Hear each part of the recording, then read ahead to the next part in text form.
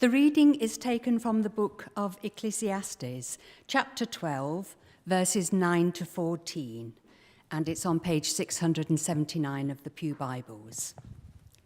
The conclusion of the matter. Not only was the teacher wise, but also he imparted knowledge to the people. He pondered and searched out and set in order many proverbs. The teacher searched to find just the right words, and what he wrote was upright and true. The words of the wise are like goads, their collected sayings like firmly embedded nails given by one shepherd.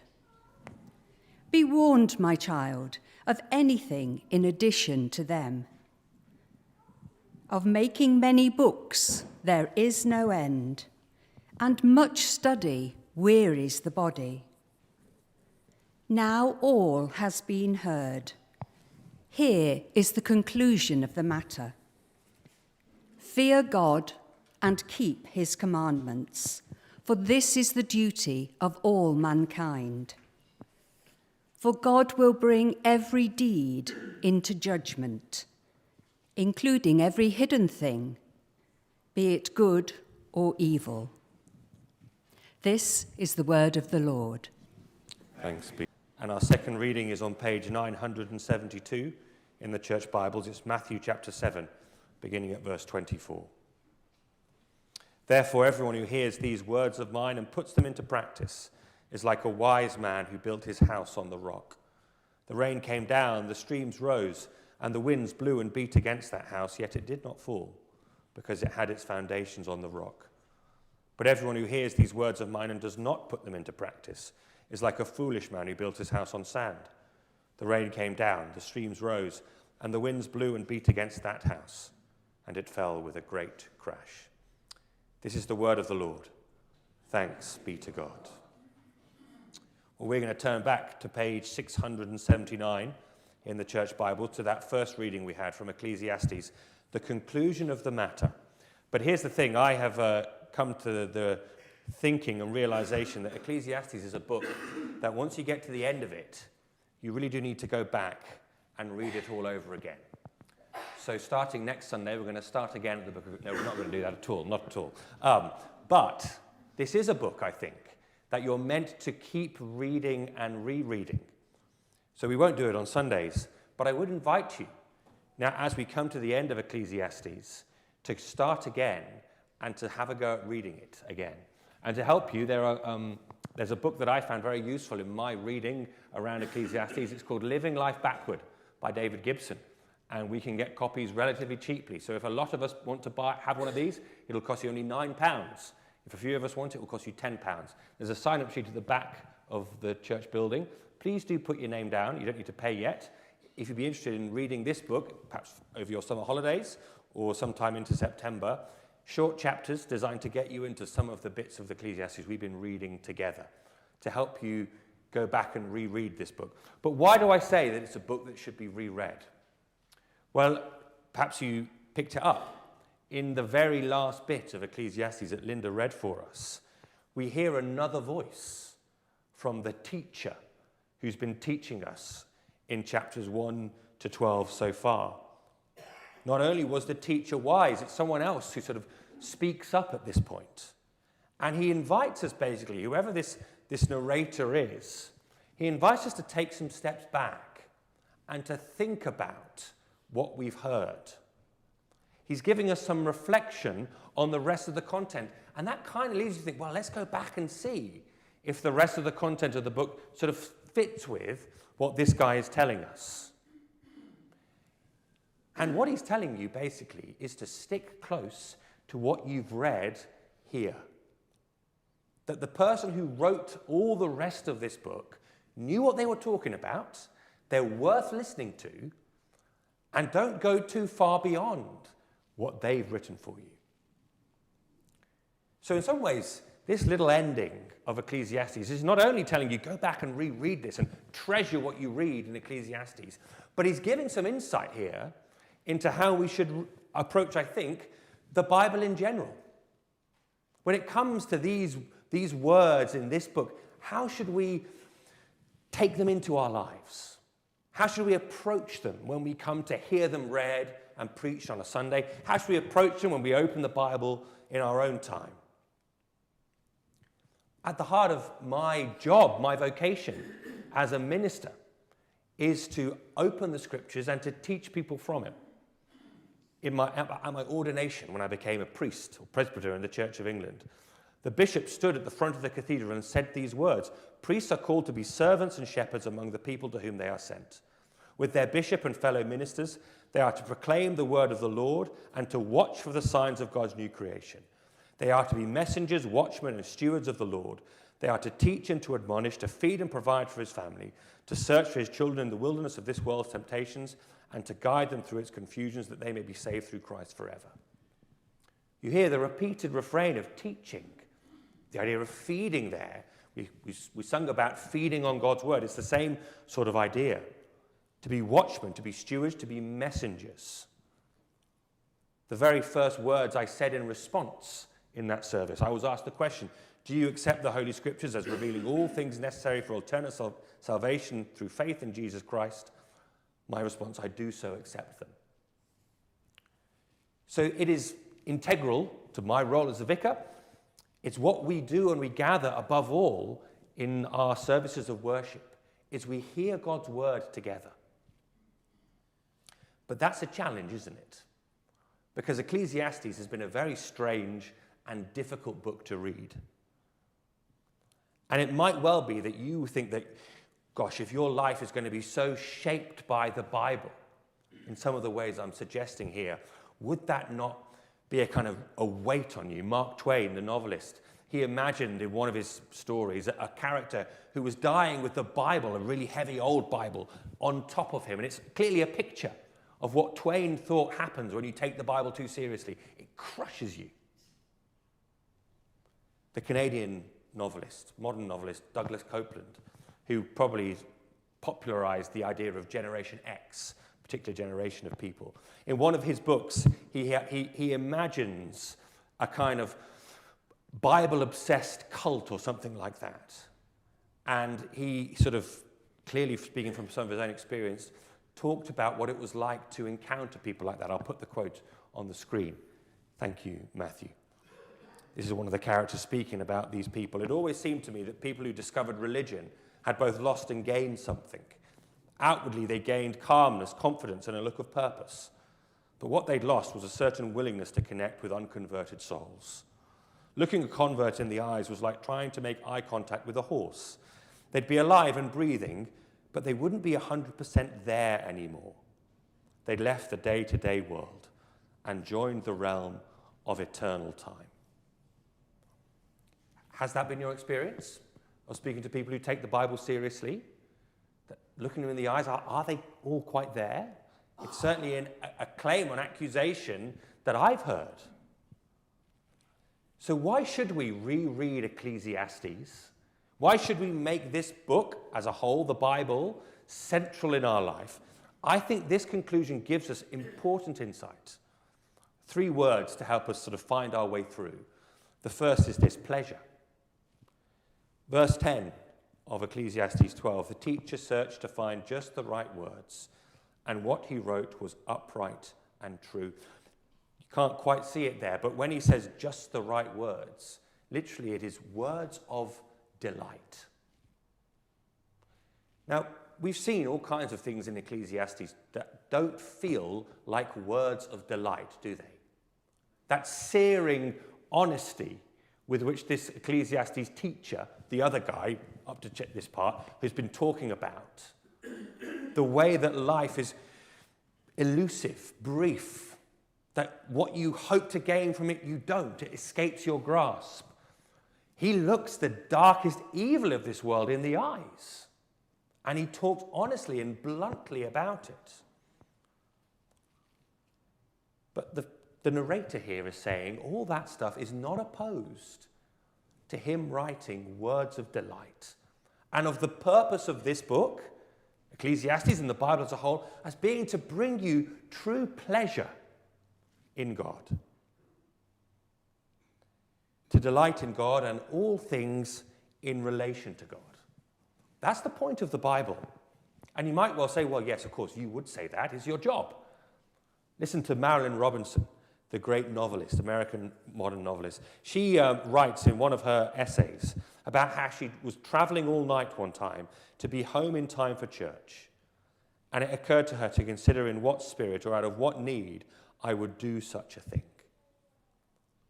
She reflects on why it is that she really wanted to get back home to go to church. And she says it's because, quote, I do not understand the Bible. By grace of my abiding ignorance, it is always new to me. I am never not instructed. That ultimately is why this book brings delight. It's because it is a word from God which speaks with freshness into our lives, or at least it ought to be. And that's what this narrator is saying to us. That's what he's drawing our attention to. Look, these are words of delight because they have brought us new things from God.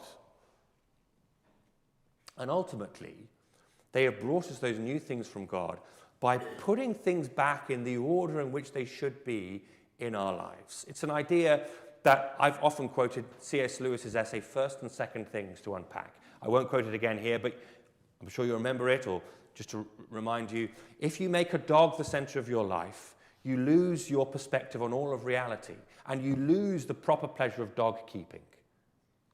So I knew someone who used to bend down and let his dog lick his face at the end of his meals.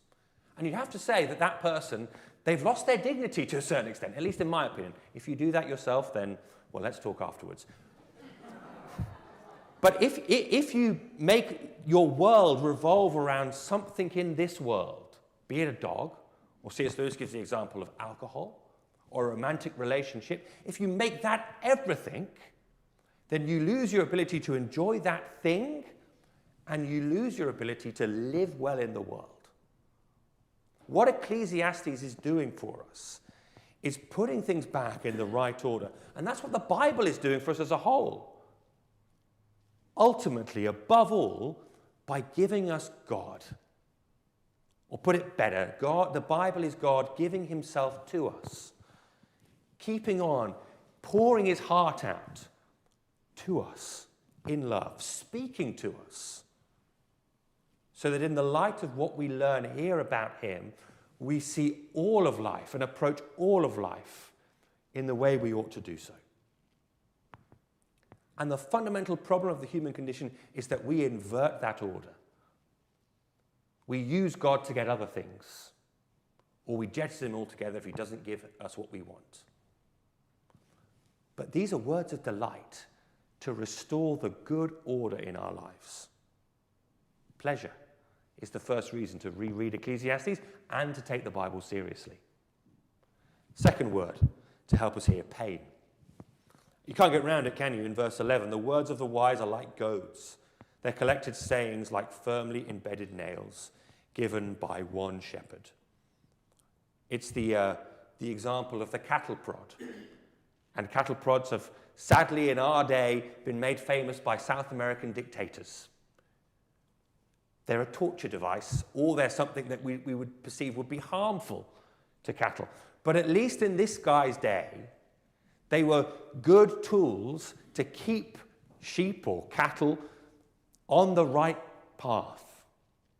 When you're a shepherd herding sheep and one of the sheep goes its way, you prod it back in. They didn't have electric cattle prods, they had pieces of wood with nails in. And of course there is a pain in that. Like an electric fence. You put your hand on it and you get a shock and it keeps you away from it.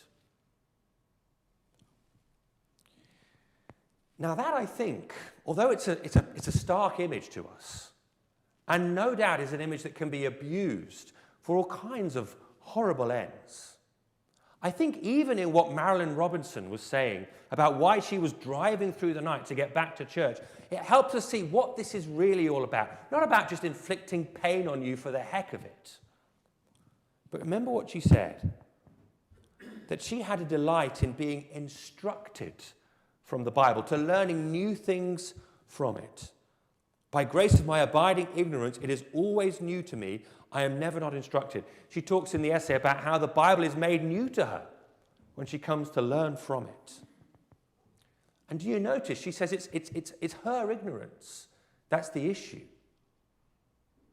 So as painful as it might be to think that we keep acting like the sheep that wanders from the path, there is something about us as human beings, something fundamentally wrong with us.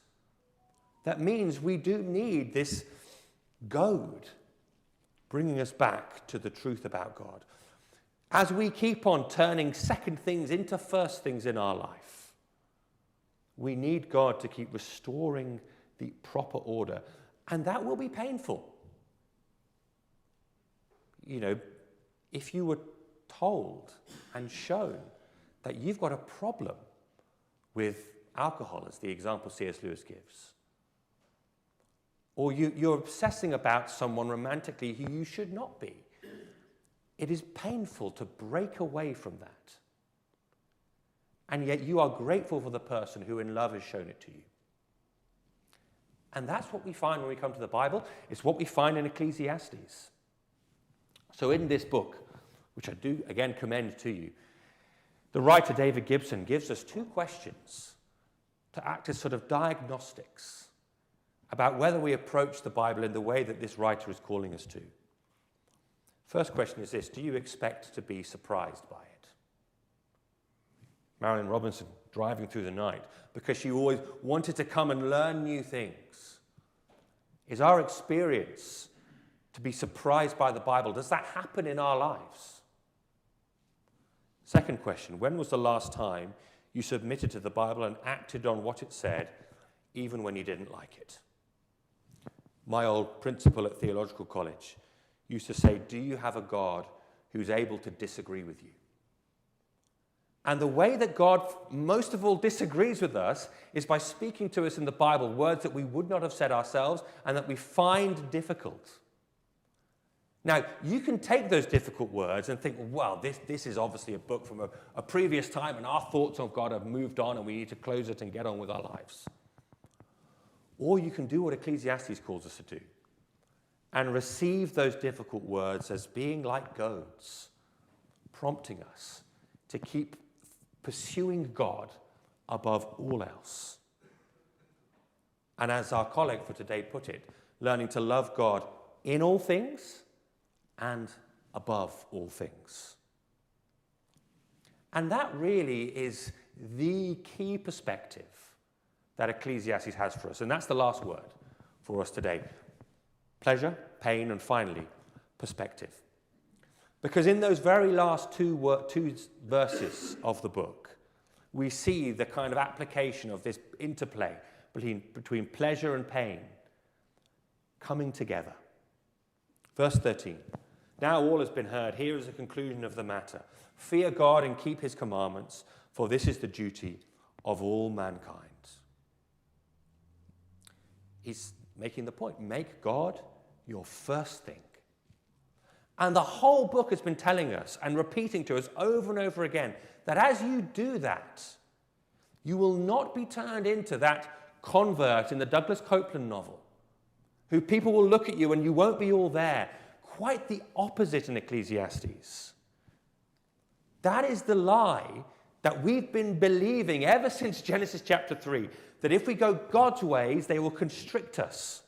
They will be like dictatorial. They'll be that Bible crushing our chests. But Ecclesiastes has told us over and over again, only God as your first thing can make any of the other second things make any sense.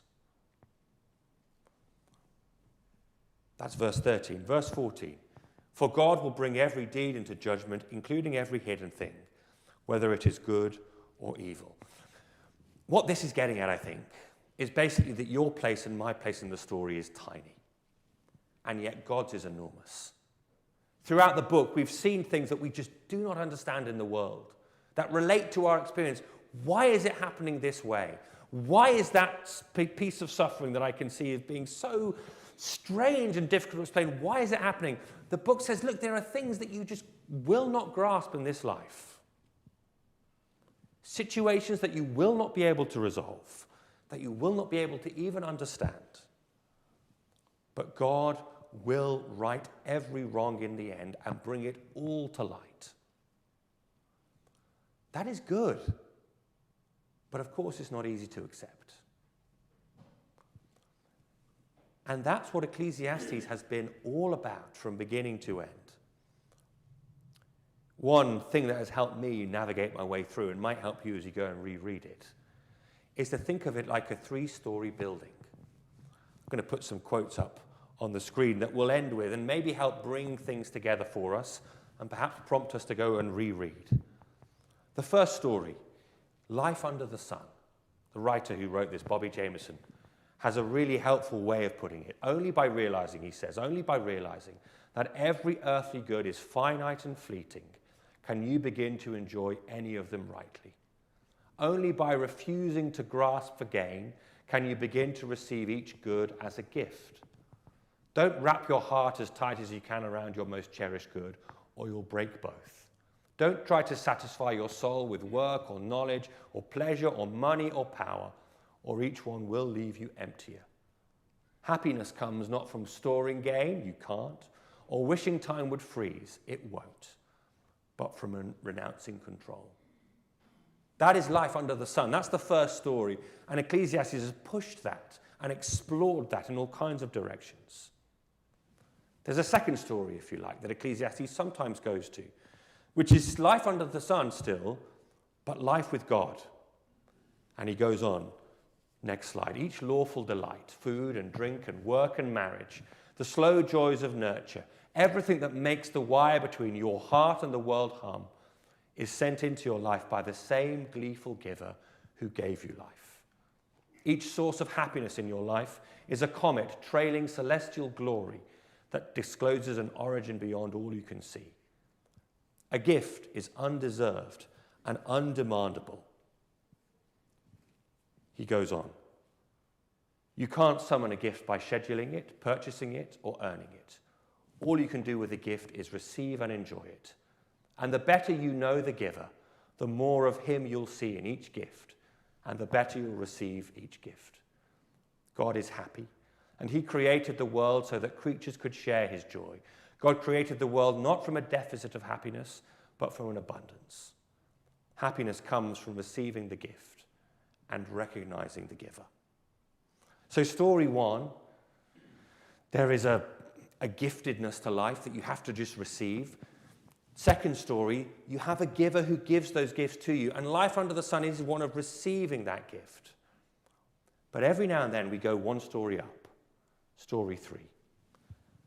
Because God alone is the transcendent framer, you should revere him and live for him. Because God alone gave you life, he is the final authority on what it means to live well. Happiness comes from knowing God, submitting to God, and living for God. One day, for all who trust in Jesus, happiness will come from living not just for God, but with God, in a world perfectly remade by God. Invite you to consider that those 3 stories help you as you navigate this book of Ecclesiastes, and that this book of Ecclesiastes will help you to navigate life. It's not always pleasurable to read immediately. It's painful at times. But as it gives you the perspective on your mortality, your finitude, and on what lasts, and on what this life is for, it is a book that brings words of delight for us. We're going to finish now by singing together. And it's a song that is new to us here. It's fairly recently been released. And I think it captures some of the themes that we've been exploring in Ecclesiastes now. So I'm going to hand over to Ollie and Bella, and they're going to tell us how we're going to sing it. And then I invite you to join with them and with me in singing this together. Great. If you want to stand up.